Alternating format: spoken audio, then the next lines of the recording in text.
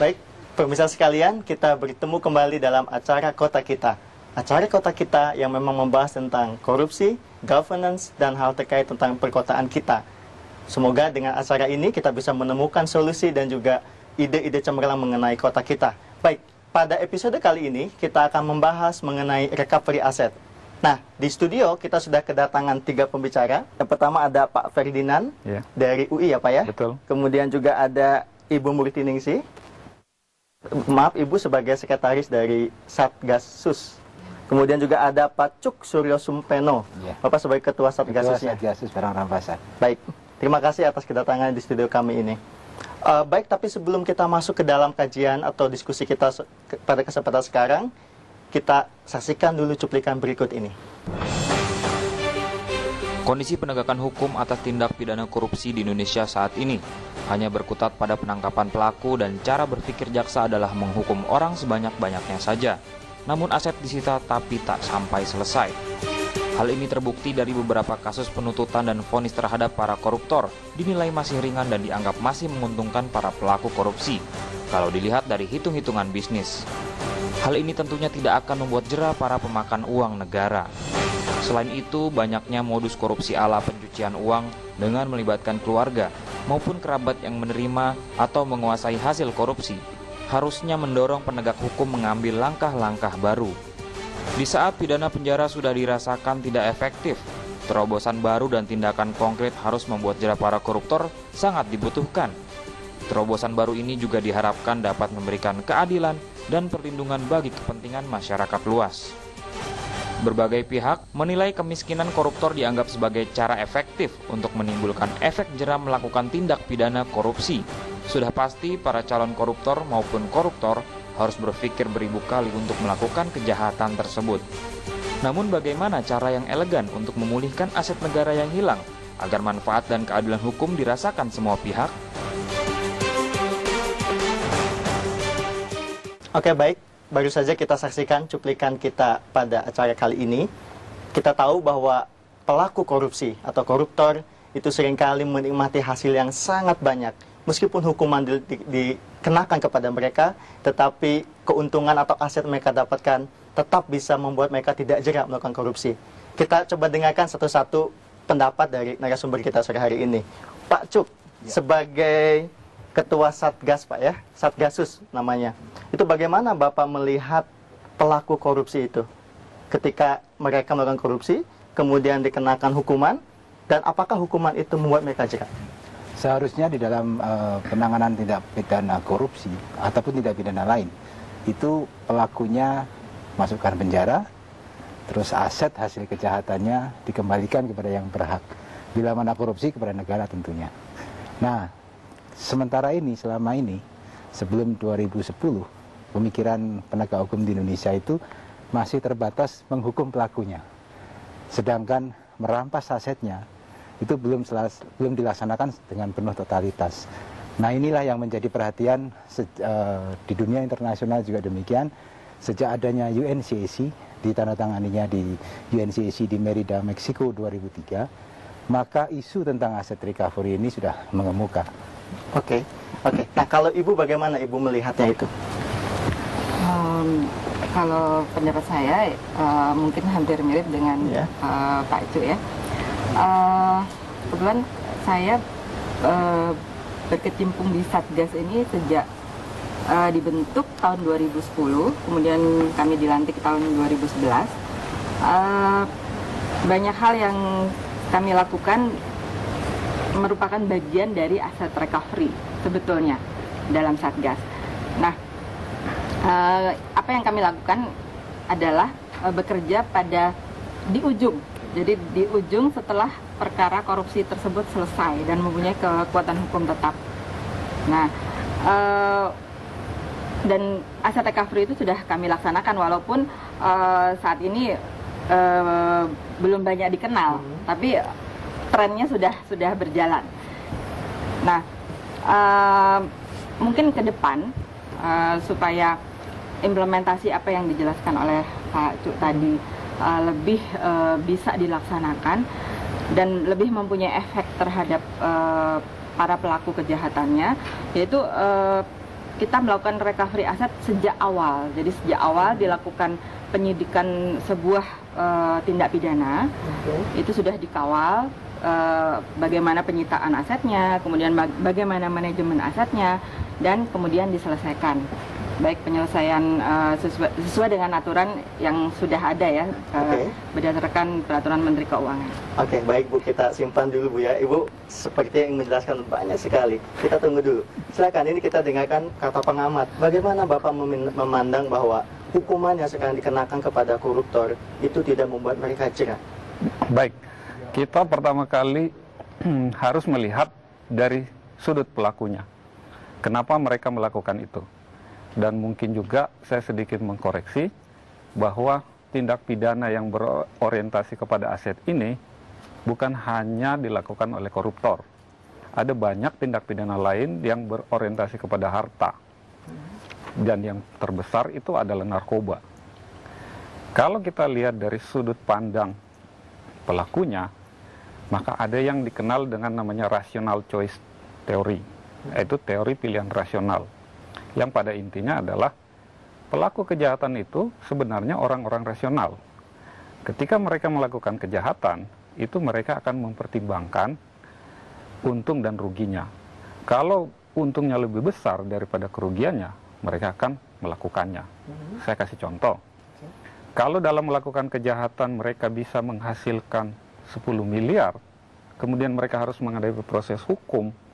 Dalam proses hukum itu mereka hilang 3 miliar, berarti itu untung. Dari sudut pandang itulah kemudian mereka melakukan kejahatan. Sehingga dengan demikian angka kejahatan tidak pernah bisa ditekan.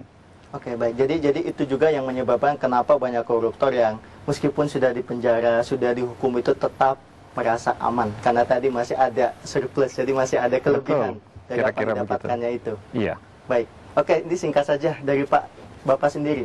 Kalau kita lihat para koruptor yang memang melakukan tindakan korupsi itu, mereka tentu memiliki apa yang disebut sebagai persiapan sebelum korupsi itu. Sehingga mereka juga hitung-menghitung, kalau bahasanya Pak Ferdinand tadi, bahwa para koruptor itu mereka sudah punya keuntungan. Baik, sebelum mendengarkan jawaban tadi, mari kita sama-sama saksikan break berikut ini. Kembali ke Kota Kita.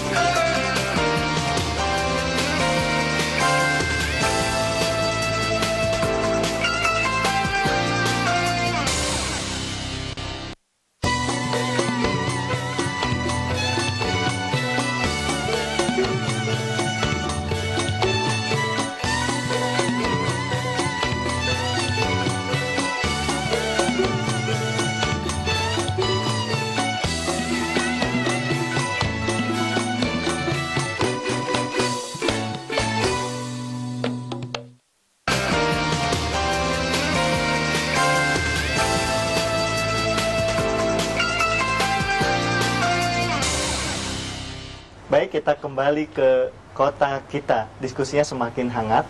Tapi sebelum kita lanjutkan ke diskusi kita coba dengarkan dulu apa pendapat masyarakat tentang recovery aset ini. Yang perlu dilakukan adalah harus mengembalikan semua aset atau harta yang dikorupsi, karena memang bukan haknya dia. Ibarat hutang yang harus dikembalikan kepada yang punya. Nah, pada dalam hal ini yang punya adalah masyarakat Indonesia. Jadi mesti harus dikembalikan. Kalau itu memang dimiskinkan, dalam arti adalah harta yang telah diambil oleh koruptor itu.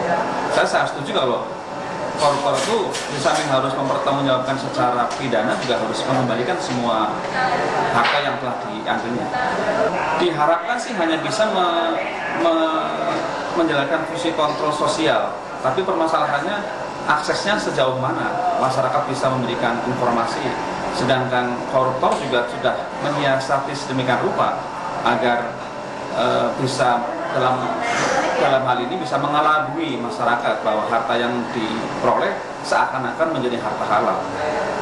Bisa menjadi peran masyarakat yang baik, tetapi juga masyarakat harus diberikan akses yang sebesar-besarnya. Gitu. Koruptor itu memang harus dimiskinkan, dalam artian semua dana yang dikorupsi oleh koruptor harus dikembalikan ke negara dengan bantuan masyarakat bisa memberikan informasi bisa memberikan informasi mengenai harta yang dikorupsi. Saya kira tujuan pertama orang korupsi bukan karena dia jahat, tapi dia ingin kaya. Dia ingin mendapatkan kekayaan dalam waktu singkat, secepat-cepatnya, dan sebanyak-banyaknya. Cara yang paling mudah, cara yang paling ampuh menurut saya untuk membuat jera dan juga membuat jera pada yang lain yang berani korupsi adalah dengan cara memiskinkan. Karena dengan demikian motivasi dasar dia untuk berkorupsi kita demotivasi, kita hancurkan, ya. Artinya kamu korupsi seberapapun, kamu tidak akan mendapatkan itu semua karena akan disita. Di lain pihak, nama baik kamu juga lepas. Jadi akan rugi dua kali. Ya, karena itu menurut saya hukuman selama ini tidak cukup bisa menegakkan keadilan bagi si pelaku koruptor sendiri maupun korban korupsi masyarakat. Ya, jadi saya kira kita harus mulai memikirkan suatu bentuk penghukuman yang sifatnya bukan sekedar pemenjaraan. Ya, karena terlalu banyak lah yang dikorupsi di kita ini. Terlalu banyak korupsi birokrasi, terlalu banyak korupsi politik juga. Dan saya kira negara kita di beberapa tempat masih tertinggal itu karena memang apa yang seharusnya dibangun menjadi gagal terbangun karena uangnya dipakai oleh para pejabat atau pengusaha yang korupsi. Ya. Baik, tadi baru saja kita sama-sama mendengarkan bagaimana pendapat masyarakat itu. Semuanya menyetujui bahwa koruptor harus dimiskinkan. Begitu. Dengan tentu dengan pengambilan aset yang ada pada mereka. Itu. Tadi kita kembali dulu Pak, cek dulu ya ini. Ya, kita ingin mendengar betul Pak. Bagaimana menurut Bapak tentang tadi bahwa koruptor itu memang harus dimiskinkan? Memang harus. Karena harus. Okay. Karena pertama dia berbuat kejahatan itu adalah tujuannya mendapatkan kekayaan. Faktornya ekonomi, Pak. Nah, kalau kita tarik ini, kita potong ini, pasti dia keinginan berbuat jahat lagi kan hilang. Orang juga akan belajar mengedukasi masyarakat juga bahwa oke, kalau berbuat jahat ya toh nanti miskin juga. Ya ngapain harus berbuat jahat, kita berbuat baik-baik aja kan, kira-kira edukasi seperti itu. Jadi harus dimiskinkan. Kalau saya setuju banget. Dan itu bagaimana memiskinkannya itu harus melalui prosedur hukum, karena kalau dimiskinkan sembarangan melanggar HAM pastinya. Betul kan? Nah, sedangkan bagaimana kejaksaan melaksanakan? Kenapa kejaksaan? Karena kejaksaan adalah Center of Integrated Criminal Justice System. Dia adalah pusatnya. Karena jaksa terlibat mulai dari penyidikan sampai ke eksekusi. Jadi dia Center of Integrated Criminal Justice System. Di sini harus dilaksanakan oleh kejaksaan dengan sangat baik. Nah, terutama memiskinkan ini terkait dengan aset recovery. Karena terkait dengan aset recovery, maka itu dilaksanakannya dengan transparan dan akuntabel.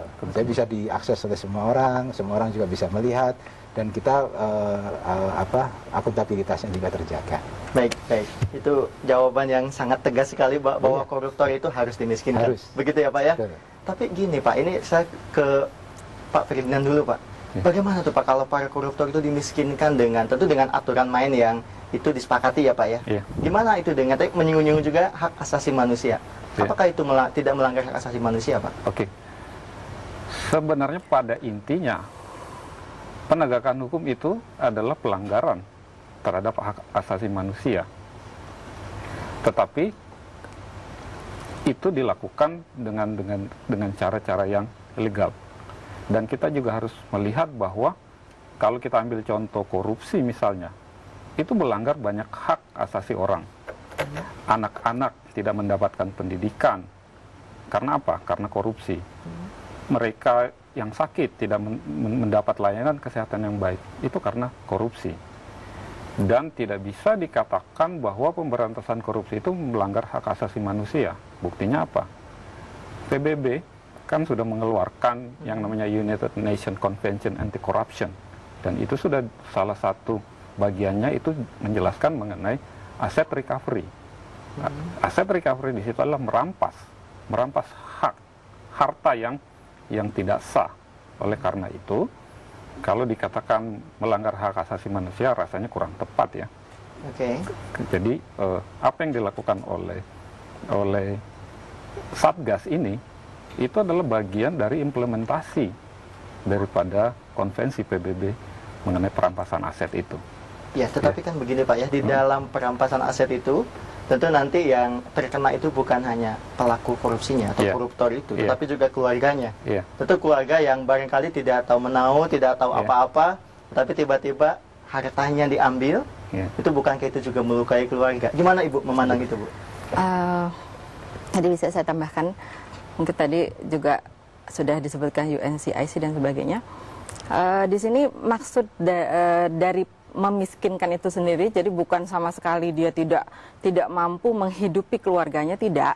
Jadi secara harfiah itu artinya adalah membuat si terpidana tersebut kembali kepada kekayaan asalnya. Jadi ketika dia tidak melakukan korupsi, dari nol lagi. Nah, yang diambil adalah yang paling utama adalah harta yang memang benar-benar terkait dengan tindak pidana yang dilakukan. Nah, kemudian apabila dia masih mempunyai tanggung jawab untuk membayar uang pengganti dalam hukuman tambahannya pada terpidana tersebut, nah eksekutor di dalam hal ini jaksa itu bisa mengambil dari harta yang memang tidak ada hubungannya sama sekali dengan kejahatannya tersebut. Nah, ini pun kita juga akan memperhitungkan, tidak semena-mena, masih diberikan dia hak hidup yang layak terhadap keluarganya, seperti itu. Oke, jadi sebetulnya tidak melanggar ya Bu ya, karena itu dikembalikan ke posisi semula. Tetapi bagaimana cara mengembalikan, itu kan yang jadi persoalan kemudian. Gimana, mungkin Pak? saya tambahkan sedikit lagi. Penegak hukum dalam konteks ini adalah Satgas atau Kejaksaan, itu tidak akan melakukan sesuatu tindakan yang semena-mena. Jadi itu semua harus dilakukan berdasarkan pembuktian. Penegak hukum harus membuktikan bahwa harta ini adalah harta hasil tindak pidana korupsi. Kalau kemudian dalam harta itu juga tidak sengaja terikut harta yang milik keluarga yang tadi yang seperti itu dikatakan, keluarga tadi kan bisa datang ke penegak hukum dengan membuktikan bahwa harta ini bukan bagian dari harta yang kotor itu, sehingga dengan demikian itu bisa dipisahkan. Jadi tidak ada pelanggaran HAM buat mereka yang tidak terlibat. Jadi saya tidak ada pelanggaran HAM, Pak? Tidak ya? ada. Baik, nanti kita diskusi lanjut. Ini makin menarik lagi.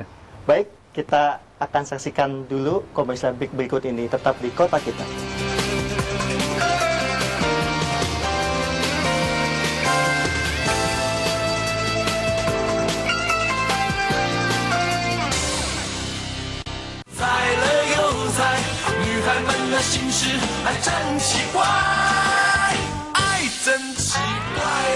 Kami dari komunitas penyanyi Mandarin Indonesia mempersembahkan Indonesia Mandarin Song dan saksikan kami hanya di Radar TV. Yeay!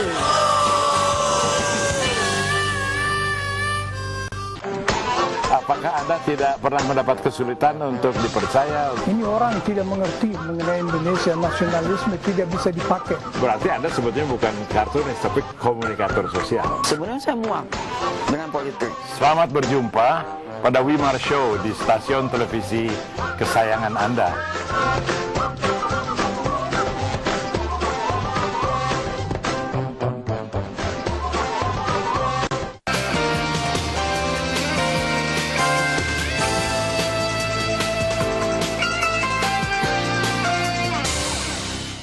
Baik, terima kasih kepada para pemirsa yang masih setia pada program kami, Kota Kita. Baik, Bapak Ibu, kita ada satu pertanyaan lagi terkait dengan hasil recovery ini.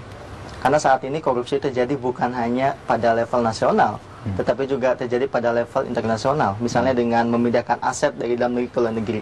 Nah, bagaimana kira-kira kejaksaan mengantisipasi itu?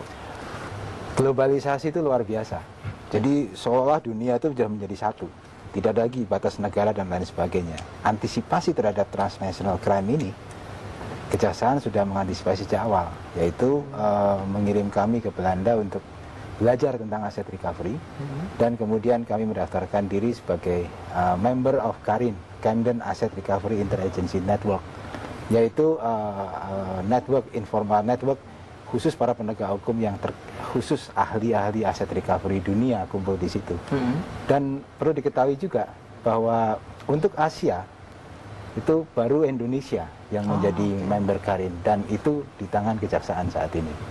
Dan ke depan kita akan memperluas jaringan ini sehingga tidak ada lagi batas negara yang bisa menghalangi seorang aset recover untuk mengembalikan harta hasil kejahatan.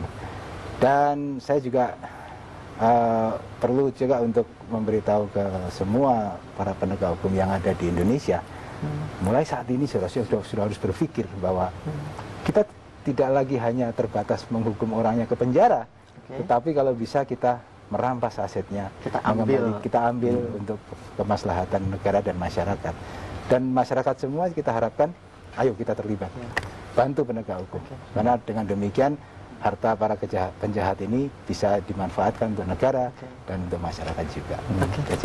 Oke, baik Bu. Itu terkait dengan keterlibatan Indonesia juga atau Kejaksaan Indonesia Pak ya di Karin itu. Apakah itu cukup efektif Bu? Atau baru akan? Sudah. Jadi kebetulan salah satu jaksa yang dikirimkan ke sana untuk belajar adalah saya sendiri. Jadi saya juga benar-benar mengalami semacam jadi wawasan saya lebih terbuka. Tadinya aset recovery mungkin seperti katak dalam tempurung ya, pengetahuan saya hanya ya sebatas KUHAP saja, tapi ternyata ada hal yang lebih besar yang saya pelajari khususnya di Belanda ketika itu. Dan juga ada perbandingan yang terjadi di Belgia. Jadi bagaimana kegagalan implementasi aset recovery di sana. Jadi sangat banyak sekali yang saya dapatkan di sana, dan nah itulah tadi bukti bahwa pimpinan kejaksaan sudah mempersiapkan menghadapi era globalisasi tersebut. Memang sudah dua kali kejaksaan mengirim para jaksa seniornya ke Belanda untuk mempelajari aset recovery. Karena kebetulan Belanda dijadikan core model untuk Indonesia karena sistem hukumnya mirip sama dengan kita, sistem keuangannya juga mirip, sehingga kita lebih cenderung, dan kebetulan Belanda juga paling bagus tuh di Eropa untuk menangani. Karena memang Belanda dikenal juga ya Pak ya, sebagai negara yang punya basis hukumnya cukup baik. Pak Ferdinand ini pengamat nih, bagaimana Pak Ferdinand memandang tadi keterlibatan Indonesia di dalam Karin itu?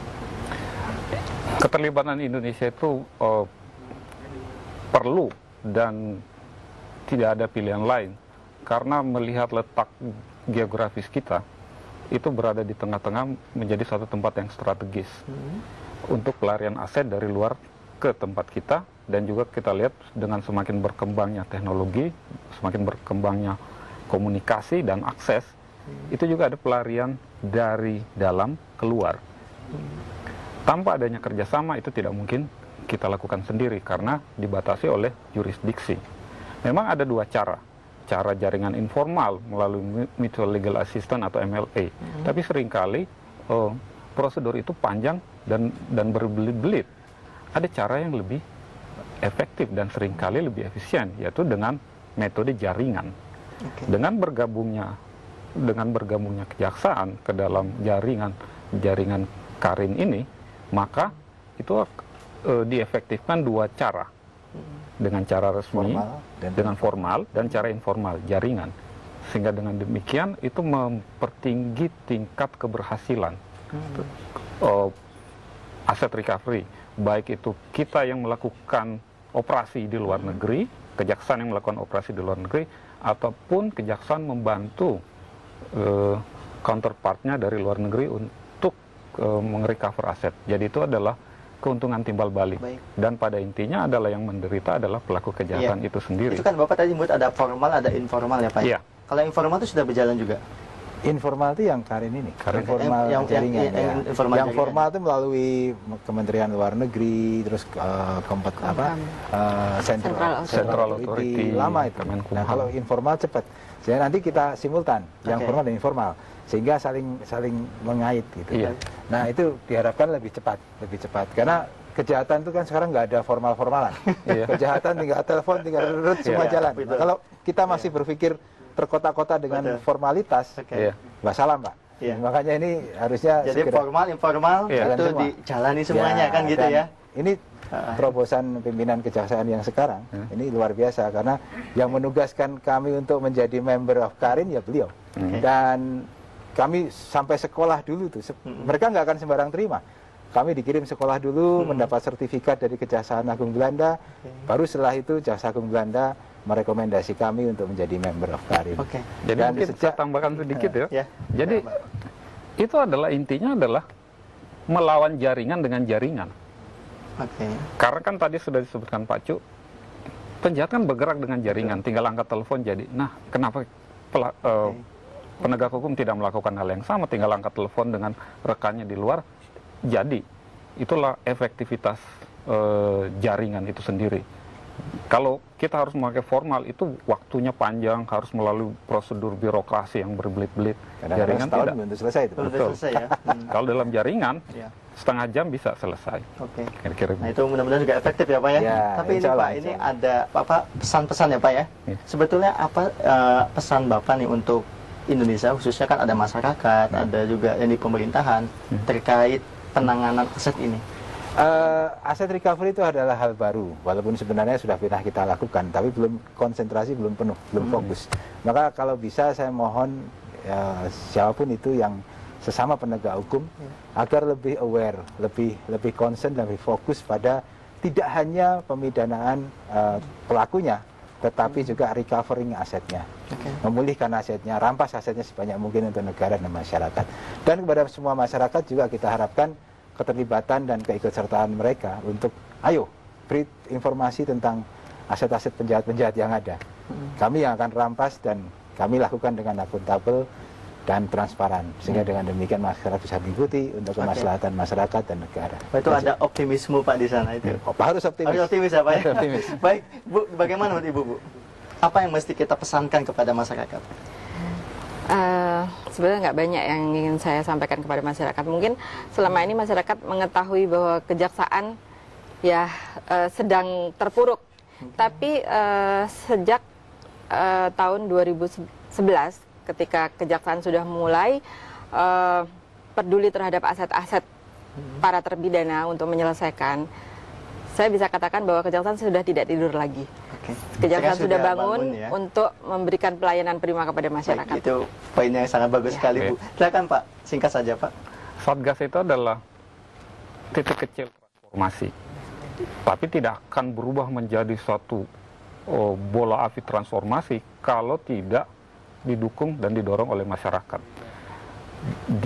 Kedepannya nanti Satgas ketika akan berubah menjadi pusat, itu akan mendorong partisipasi masyarakat, sehingga nanti pada akhirnya bukan Satgas yang menjadi ujung tombak, tapi Satgas menjadi instrumen dan masyarakatlah yang menjadi ujung tombak. Ya, satu kesimpulan bahwa korupsi adalah penyakit yang akan memakan kesehatan bangsa kita ini. Dengan adanya Satgas yang ada kejaksaan, itu adalah panacea atau obat dewa untuk penyembuhan bangsa ini dari krisis korupsi. Kita akan berjumpa pada kesempatan yang akan datang pada acara Kota Kita. Terima kasih untuk Bapak dan Ibu sekalian atas kehadirannya di sini.